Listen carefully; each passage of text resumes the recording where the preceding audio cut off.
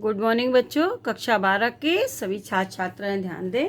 मैं आपकी विषय अध्यापिका श्रीमती मंजू गुप्ता आपको आपने की हिंदी पुस्तक के काव्य खंड का दूसरा पाठ के कई का अनुताप पढ़ा रही थी, जिसके रचयिता राष्ट्रकवि मैथिली शरण गुप्त हैं, जो कि गुप्त जी द्वारा रचित साकेत महाकाव्य से अवतरित है। पहले पैराग्राफ में मैंने आपको पढ़ाया था कि जब भरत जी चित्रकूट पहुंचते हैं तो कवि ने उस कुटिया के मनोरम वातावरण का वर्णन किया है कि वहाँ कैसा वातावरण था, और प्रभु श्री राम जी ने सागर जैसी गंभीर वाणी में भरत जी से पूछा था।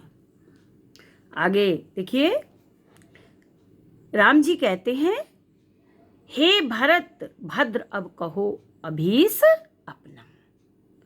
श्री राम जी कहते हैं, हे प्रिय भरत, भद्र माने प्रिय, अभिस माने इच्छा।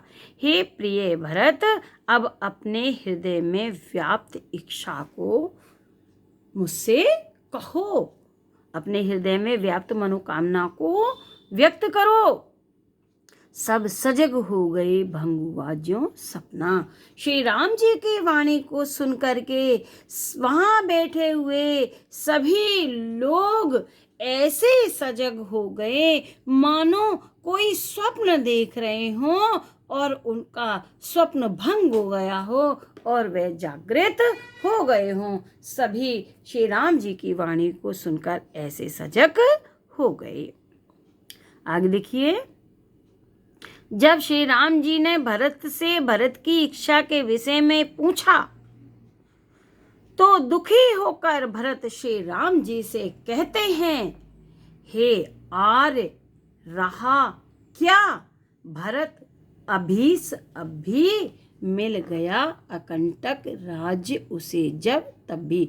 बच्चों ये अंडरलाइन है 4, इसलिए बड़े ध्यान से इस व्याख्या को सुनेंगे। भरत जी कहते हैं, हे आर्य श्रेष्ठ श्री राम, क्या भरत के हृदय में अब भी कोई इच्छा शेष रही, अर्थात अब भरत के हृदय में कोई इच्छा शेष नहीं रह गई। मिल गया अकंटक राज उसे जब तब भी, जबकि उसे अकंटक बाधा रहित राज्य की प्राप्ति हो गई है, क्या फिर भी इस भरत की अभी कोई इच्छा शेष रह जाएगी? पाया तुमने तरु तले अरण्य बसेरा। हे आश्रेष्ठ श्री राम, मुझे तो बाधा राज्य की प्राप्ति हुई है, जबकि आपको को तो जंगल में वृक्ष के नीचे बसेरा प्राप्त हुआ है। आपने तो वृक्ष के नीचे जंगल में बसेरा पाया है, वहां आपको रहना पड़ा। मुझे तो बाधा रहित राज्य की प्राप्ति हो गई है। रह गया अभीष्ट शेष तथापि क्या मेरा, क्या अभीष्ट माने इच्छा, तथापि माने फिर भी, क्या फिर भी अभी इस भरत की इच्छा कोई शेष रह गई होगी? आगे भरत जी दुखी होकर श्री राम जी से कहते हैं कि हे आर्य श्रेष्ठ श्री राम, तनु तड़प तड़प कर तप्त तात ने त्यागा। हे आर्य श्रेष्ठ, पिता ने मेरे कारण आपके वियोग में तड़प तड़प कर अपने प्राणों का परित्याग कर दिया। हे आर्य श्रेष्ठ, मेरे ही कारण आपके वियोग में पिता ने तड़प तड़प कर अपने प्राणों का परित्याग कर दिया है। क्या रहा अभीष्ट और तथापि अभागा, क्या फिर भी इस अभागे भरत की कोई इच्छा शेष रह गई है जो वे आपके सामने व्यक्त करे? अब इस भरत के हृदय में कोई भी इच्छा व्याप्त नहीं है, ना ही कोई इच्छा अवशेष रह गई है।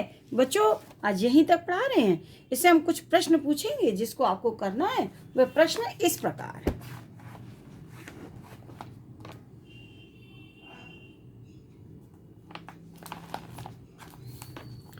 प्रश्न देखिए, पद्यांश के पाठ और कवि का नाम लिखिए। आप लिख देंगे पद्यांश के पाठ का नाम केकई का अनुताप और कवि का नाम राष्ट्र कवि मैथिलीशरण गुप्त। दूसरा प्रश्न है रेखांकित अंश की व्याख्या, जिसे मैंने बड़े सरल शब्दों में आपको समझा दिया है, आप उसको कर लेंगे। अगला प्रश्न है किसकी वाणी सुनकर सब सजग हो गए। उत्तर लिखेंगे श्री राम जी की वाणी को सुनकर जब श्री राम जी ने भरत के हृदय में व्याप्त इच्छा के विषय में कहा तो सब श्री राम जी की वाणी को सुनकर सजग हो गए। अगला प्रश्न है जब श्री राम ने भरत की मनोकामना के बारे में पूछा तो उन्होंने क्या कहा।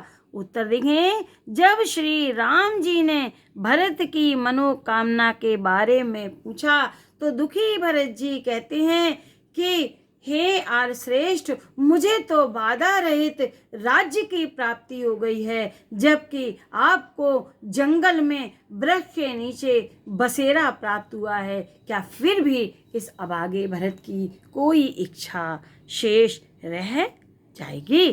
लास्ट प्रश्न है किसके कारण तात ने तड़प तड़प कर प्राण त्याग दिया। उत्तर है भरत जी कहते हैं मेरे कारण आपके वियोग में तात ने तड़प तड़प करके अपने प्राण त्याग दिए हैं। बच्चों ये प्रश्न आप अपनी कॉपी में कर लेंगे, जिससे आपका काम पूरा होता चलेगा और आपको समझ में आ जाएगा, फिर आगे आपको कोई दिक्कत नहीं होगी। आज यहीं तक पढ़ा रहे हैं, कल से आगे पढ़ाएंगे। Thank you.